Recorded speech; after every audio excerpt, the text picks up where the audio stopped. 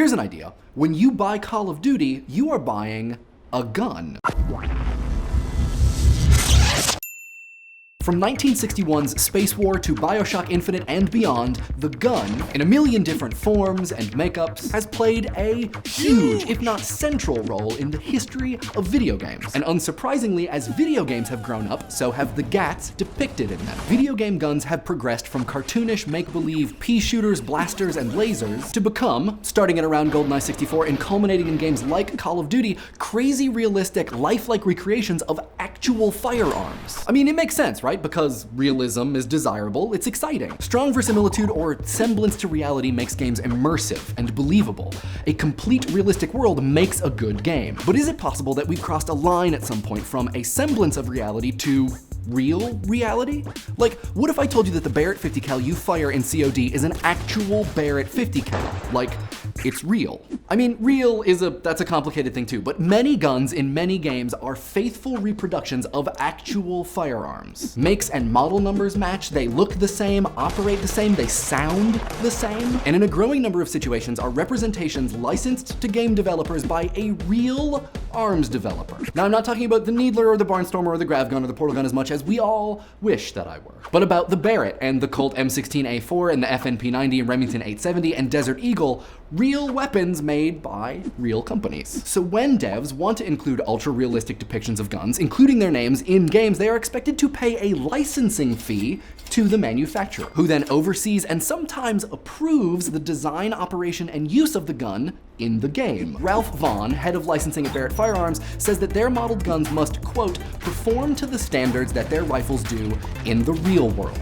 So when you purchase Call of Duty or Battlefield or whatever, you're not really buying a gun, no. But in some sense, you are buying an officially recognized and licensed digital facsimile of one, and filling the coffers of the arms industry to boot, which isn't necessarily a bad thing. I'm not trying to start some kind of Second Amendment argument here, especially if guns are your jam, or blam, as the case may be. But there are some people, myself included, who just don't like guns. I don't mind if other people have them, I just don't like them. Some people don't like shellfish, roller coasters, or John Cusack movies.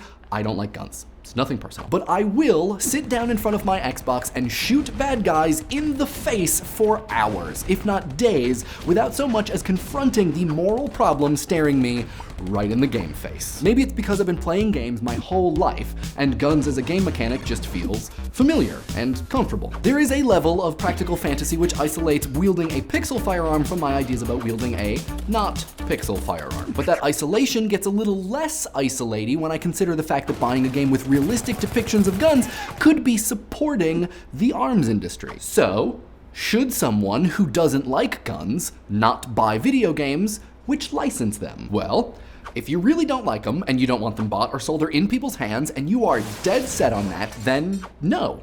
You probably shouldn't. You would be transgressing your personal moral imperatives, which is a fancy way of saying you might be a hypocrite. I might be a hypocrite. But wait, now what about like books and movies and everything else? This slope can get really slippery. Well, aside from the fact that most movies don't license depictions of firearms and a huge number are generic prop replicas, movies don't productize firearms in the way that games do. They might fetishize or glorify them, but they don't list specs, prices, or qualities in the same ways or with the same frequency that games do. Like, think about how much The Matrix taught you about guns compared to, say, Battlefield 3. Now, am I saying that video games are going to teach you to do something stupid and dangerous with firearms? No, I am not. And furthermore, that line of reasoning is infuriating. However, what I am saying is that the critical and economic distance between guns and games and guns and other media feels different. For people who are all about guns, this isn't even a thing. They get to learn and play and support an industry. It's great. But for folks who are not all about guns, it could be that the critical distance they do get, saying stuff like, "Ah, man, nah, it's cool. It's just a game where I shoot pixels at other pixels. No big deal," is traversed by the fact that they are putting their not pixel dollars in the not pixel pockets of some people they might not totally not pixel agree with in real life. This is the essence of moral choice. You can do whatever you want. But if you feel as though we, like people and gamers, have a responsibility to stop the manufacturing of weapons, or at the very least, not support it, then your thoughts on arms might not be compatible with your love of shooting things. Which I think, in moral philosophy at least, is known as being stuck between a Glock and a hard place. What do you guys think? Can purchasing a video game with realistic weapons present a moral conundrum? Let us know in the comments, and we got you this so you can practice your long-range subscribing. What's the dean with postmodernism? Let's see what you guys had to say about Community as a postmodern masterpiece. To Oswardo and everyone else, I want to formally apologize for calling the Dreamatorium the Imaginarium. In my defense, if you Google image search Imaginarium Community, you get images of the Dreamatorium, but that's no excuse. I apologize. Dizzy Sadako, there's actually a really great post on Tumblr that does like a critical comparison between Big Bang Theory and Community. It's on But My Opinion Is Right. We'll put a link in the description. It's really, really good. Drew Manning offers a hypothesis of why season 4 of Community is so different from the other seasons, which I totally agree with, and would also add that it seems like the showrunners have abandoned the trope of contradiction, which I think was one of the things that made Community what it is. To Will Coyce, I would say that subscription is only a meta-narrative insofar as success is a meta-narrative, that it relates to the meta-narrative of success. So, maybe. To Gemma Hall, I have a bachelor's degree. I actually had a triple major. It was computer science, music composition, and talking really fast. Inglonius and Still Nina write comments which seem to suggest it's hard or maybe impossible for Community to be postmodern in the very strict structure of a sitcom, which actually, I think that is what gives it its critical power, that it can do these really weird things within that common form, but maybe agree to disagree? Melpo16 points out that there is a difference between sort of philosophical postmodernism and architectural postmodernism. And yeah, I don't know much about architecture, but I do know that Derrida worked with an architect, right? And there was a schism. So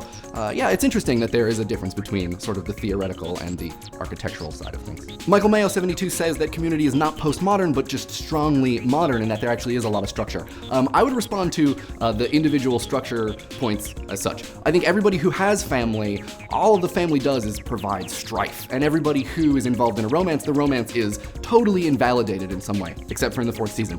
You did, however, get me on the friendship thing. Troy and Abed have a great on-screen friendship, so yeah, it's a thorny patch, isn't it? But what you call overthinking, I call enjoyment, so I think we might be at an impasse right now. To respond to Haldered's comment, I think that Dan Harmon might say this.